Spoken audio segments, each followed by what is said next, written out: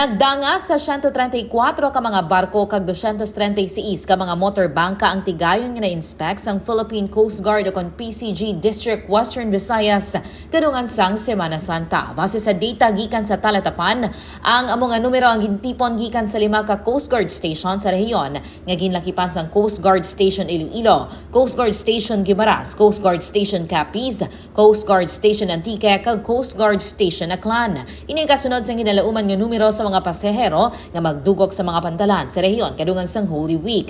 Dugang pa nagpabili naman nga naka-heightened alert ang among talatapan kag mga personnel sini bilang kabahin sang upline biyaheng ayos Semana Santa 2025. Inisika K5 Alex Escalante para sa Kampiyon nga Balita, Serbisyo Publiko kag Kalingawan sa Iloilo. K5 News FM. This news is brought to you by, do you feel tired all the time? Do you have frequent infections? Do you have always cold? It's a sign of low immune system. Boost your immune system with Clinica D3 Bio. Antibacterial, natural antioxidant, immune system booster. Clinica D3 Bio has vitamin D3, lauric acid, and monolurine to fight against all viruses. Try Clinica Vitamin D3 with Coccus nocifera.